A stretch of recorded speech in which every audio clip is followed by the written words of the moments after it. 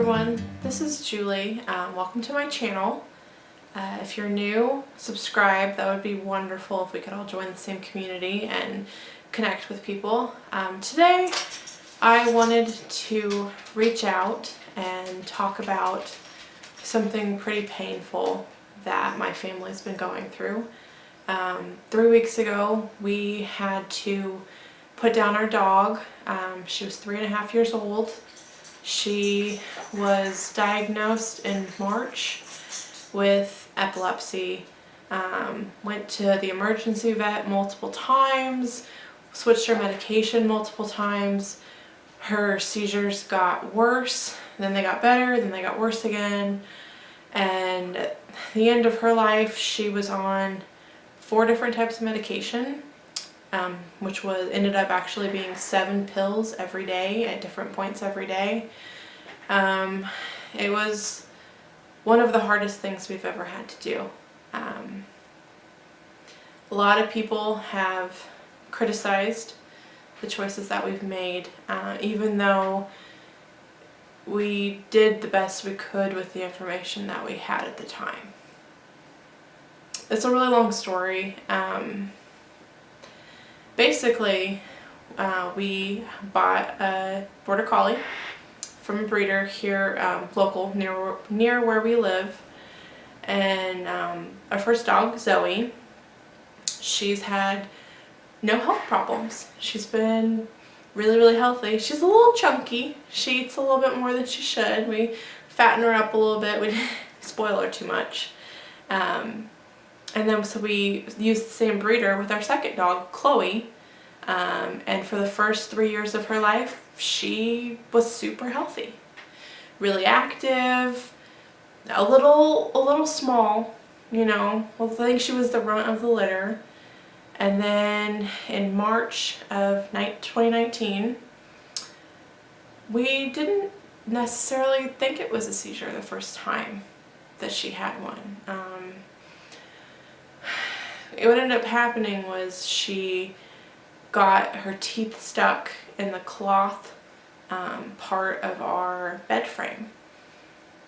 And so her thrashing, I just assumed it was because her teeth were stuck. I had no idea it was a seizure.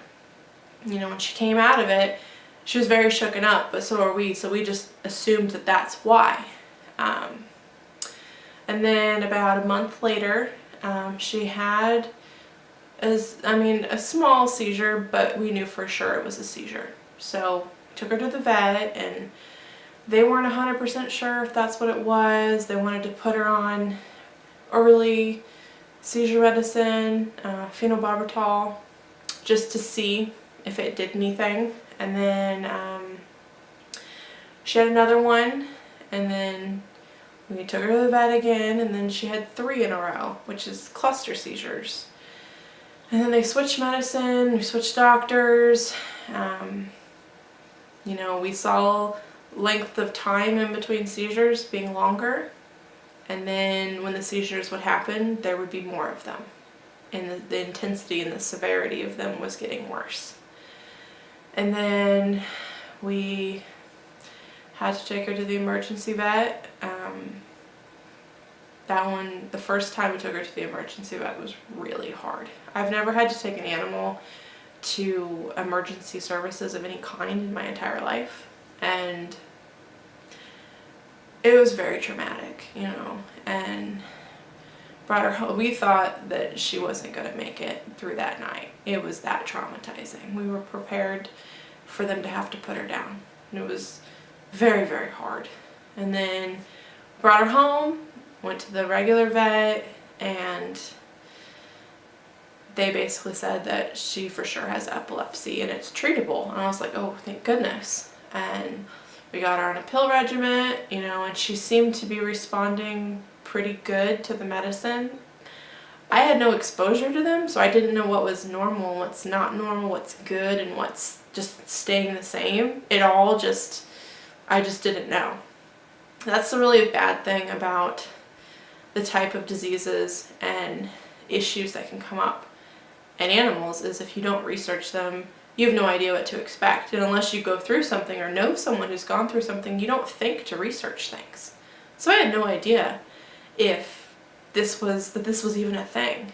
I don't even know anybody in my personal life who goes through seizures, so I don't know why I was very naive about the fact that dogs don't go through the same things humans do, but they do, and that seemed to work for a while, and then her seizures got worse. To the point where she was having 4 seizures in 24 minutes. Rushed to the emergency vet, seizures in the car, the whole thing, and all I kept saying to myself was, we have to get over this hurdle. Once we get her medicine straightened out and her levels right, things will be better. Like, it'll be longer amounts of time in between seizures. There'll be less seizures when they happen. Instead of having 1 a month or 3 a month, she'll go to 1 every few months and then 1 a year, over time.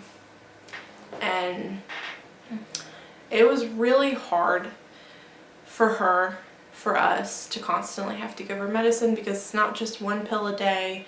At this point, she was on 3 pills a day, which doesn't sound like a lot, but that's a lot. It's a lot for an animal to do every day, and they're timed pills, which means your life is dictated around medicine. And not medicine that you can just carry around and take for yourself, but you have to be here at your home to give it to her. And it's very time sensitive. And I was just like, this is just a part of her life. This is just who she is. We have to just deal with it. It'll be fine. Very optimistic. I was very stressed. Wasn't sleeping well. She had a majority of her seizures at night. My partner, he works nights. He works second shift. So by the time he was getting home or before, she was having seizures, and I was here home alone with her on the floor, because we have hardwood floors, holding her head so she wouldn't smack her head against the hardwood floor and damage herself. And it was very stressful, very emotionally tolling, and physically, we weren't sleeping. All of it, just being around her, gave us anxiety, because you just never know when the next one's going to hit and if it's going to be really bad. And the last bit of seizures happened about a month ago, where she had 1, and it was relatively minor. In comparison to how bad they had gotten.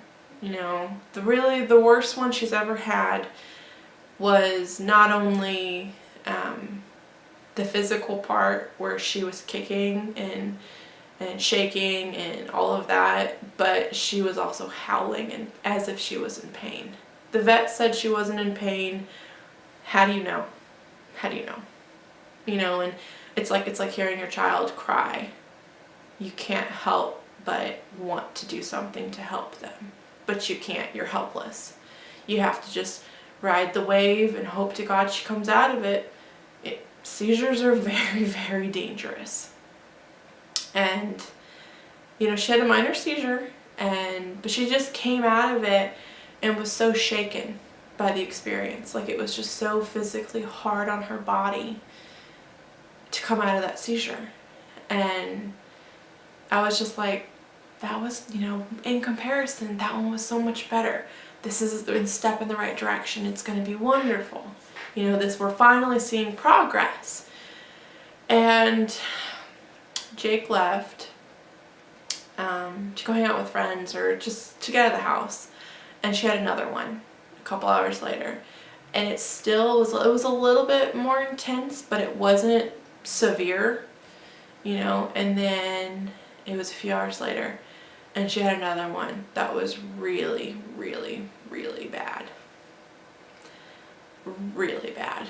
Like, I was so upset. I was home alone. She was having a really bad seizure. I couldn't get to the emergency medicine. All of it. It was awful. The worst. I was asleep when it happened. We were in bed. The worst feeling. And then he comes home probably like 30, 40 minutes later, and at this point I'm on the phone with my friend and I'm crying. And I'm just like, I don't know if I can do this anymore. I don't know if she can do this. I feel like the medicine's not helping. She's just getting worse. Do we put her down? Do we keep her? I don't know what to do. At this point we had been 6 months of the worst stress of my life. You know, and she was stressed. On top of it, like, you could see it in her eyes how stressed she was. And before the seizures would hit, like a day or two before, she would cling to you. Like, she could sense that they were going to happen.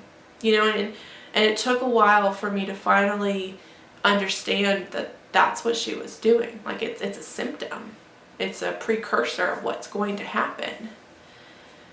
You know, and he gets home, and I'm on the phone, and I'm bawling, and he's just like, what is going on? And so I'm like, I gotta talk to you later, and I hung up the phone on my friend, and I told him. And we went outside, and we're on the front porch, and I'm just so upset. And I just said to him, I said, what? I'm like, I think we need to put her down. Like, I don't know what else to do. And he's just like, we need to take her to the emergency vet. She's had 3 seizures in less than 24 hours. We need to take her. I was like, we can't afford it. It's so expensive. You know, what are they going to do? And he finally convinces me to take her. It's like 1:30 in the morning. Take her to the emergency vet, and she did not want to be there. Super anxious, very irritable. Like, I could just, I felt it in my gut. She was going to have another one. I could just sense it. The anxiety, her level of anxiety was so high. And she was a fairly anxious dog, but not like that. Never like that. You know, and I left. It was about 3 in the morning, and when I was leaving, she had another seizure. Really very severe seizure. They had to sedate her to get her to come out of her seizure. Get a phone call when I get home. They tell me what's going on. They say, you know, that they need to keep her for at least 12 hours without seizure free. And so I was like, well, just keep her overnight, you know, whatever. Just pay whatever it is. There's nothing I can do about it. I wake up at like,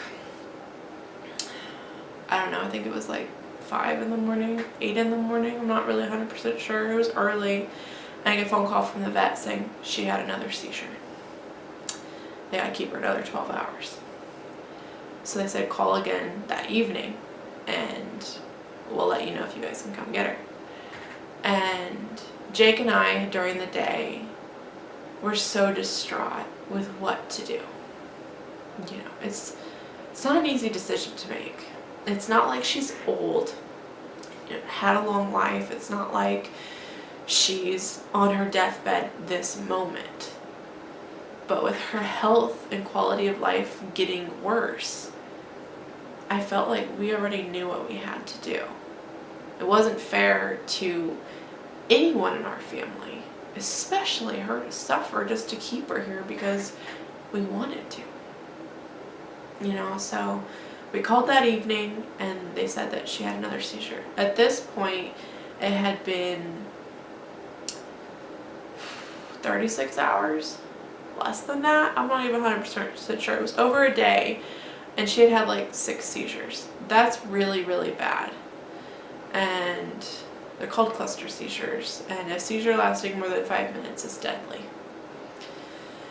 You know, and so we talked to the vet, and I kind of explained to him our mindset and what we were thinking, and he basically said to us that whatever decision we decide to make, as long as it's what's best for her quality of life, everything, he's 100% supportive, you know. And we both just broke down because it's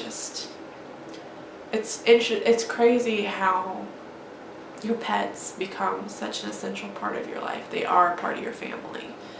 That the thought of losing one is like losing a family member, like losing a brother, a sister, a child, a parent, cousin. Like, it's that kind of pain, you know. And we ended up picking her up the next day and called the vet, got enough of her medicine. At this point, they had also put her on anxiety medicine because when she had her seizure at the emergency vet, she had an anxiety attack, and that's why they couldn't get her to come out of her seizure very well. And it's called a rolling seizure, which is horrifying to hear over the phone when you don't 100% understand what that means. And we call the vet, call in her medicine enough to get her through 2 weeks. And I talked to him and I said, we've decided to put her down. You know, it's very hard on everybody involved. And what do we need to do? I've never done this before. I don't know what kind of planning. If it like you book an appointment, do you just walk in? Would you do everything planned like a funeral? Like I don't know what to do.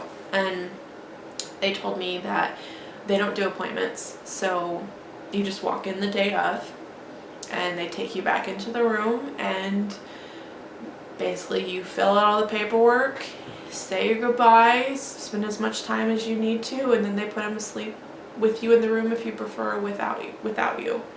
But they do it all within that time frame. There is no planning. So the 2 weeks we had her to ourselves was wonderful and horrible. You know, like, you enjoy the time that you have because you know that it's limited. Every moment counts. But in the back of your mind, it's like a timer just ticking down the moments, the seconds, the hours. Like you just feel time disappearing faster and faster and faster. You know, and so we got to do lots of fun things with her, and the week before we put her down, she stopped taking her pills. Like she would spit them out, and she just didn't feel good. And I think that was her way of telling us that she was ready. You know, she just didn't feel good, you know, which I don't know how much of that is based upon us and you know, in us projecting onto her, how much of that was really her being done with, you know, pills every day for 6 months, multiple pills for a lot of those months, you know, and you can only entice her with peanut butter and other things before those become boring because they're multiple times a day, you know. And it was just the hardest thing I've ever had to do in my life. You know, we take her to the vet and we put her down, and I broke down. I felt in that moment, once she was gone, that I did the wrong thing. We did the wrong thing. I know we didn't. I know she's no longer suffering. It's the best decision we could have made for her. Hardest decision for us, best decision for her. But the thing that is just so fascinating to me now in hindsight is the grieving process. The difference between grieving for a human being and grieving for your pet. And again, all of this is dependent upon your relationship with your pet, your level of intimacy, your passion, all of it.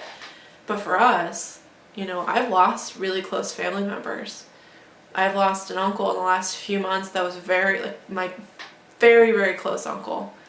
And the grieving process for that versus this is significantly different. You know, there's the 5 stages of grief. And that's true. But at least for me, there's 7 stages when it comes to this. And for such a small dog to leave such a huge hole, it's shocking. It's totally shocking. I've never been through this. We had a pet, a dog when I grew up, and when he passed, it was really horrible. But this is just different. Intensely different. You know, like this was my baby. I loved the shit out of her. You know, she was such a good dog, and for her to be gone, it comes in waves. It's like you grieve really horribly, and then like you get like 2-3 days of like relief where you feel better. You know, you feel you're not constantly in pain, and then it comes again and it pulls you under again, and then you're fine again. It's just crazy to me how things like this can happen and how much of a perspective they can really give you. It's just fascinating. Like, the longer I have to think about things and analyze stuff, the more I realized the type of person I am and how it's not a bad thing to love your animals as if you would love a child. They're dependent on you in every way a child is. The difference is they can't talk to you. They can't hug you in the same way. But they're, and especially if you're a good pet owner who brings them into your family, they're a part of your life. So that's my little story. We're still in the grieving process. It'll be 3 weeks. I think, yeah, it'll be 3 weeks this coming weekend since we put her down. My life's changed a lot, I'm not as stressed as I was, which makes me feel guilty. And I miss her every day, But the main point of my story is to let people know that as long as the decisions you make are for the best interest of the animal, the person, they're the right thing, no matter what people tell you. I've had people tell me I did the wrong thing. I've had people tell me they don't care. I've had my own family members say, it's just a dog. Why are you being so upset about it? It's not like they were your child. Everybody's different. Everybody feels differently. But I just want everybody to know you're allowed to feel however you want. You want to be angry about the situation? Be angry. Do you want to cry? Cry. Cry until you can't cry anymore. But one thing I've learned is you have to move forward. That doesn't mean you forget. That doesn't mean you don't talk about it. It just means live your life the way that they would want you to. I know this is just a story about a dog, but this is how I would feel if I lost a child. I would want to make them happy. I would want to be happy. They'd want me to be happy. And it's just been a really hard time, and not a lot of people understand. This is a unique situation. Horribly unique situation, and it's just been very challenging and very isolating and very emotional. All of the emotions of grief I've felt: anger, denial, anger again, crying, why did this have to happen, all of those. I felt them all, and I'm finally starting to come at peace that I've made the right decision. And it's okay to love something extremely passionately, even if it is just an animal. Don't let people sit there and make you feel bad because you love your dog more than that person's kid. They're your baby. You're allowed to feel that way.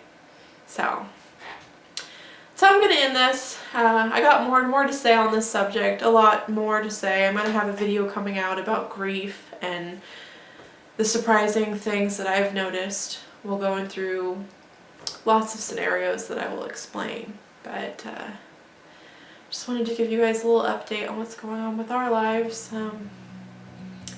If you guys like this video, hit the like button, the thumbs up. I'd love it if you guys would subscribe, and I'll see you guys later. Okay, bye. Like a bird on a tree, I'm just sitting here. I got time, it's clear to see. From up here, the world seems small. We can sit together. It's so beautiful, you and me. We meant to be in the great outdoors.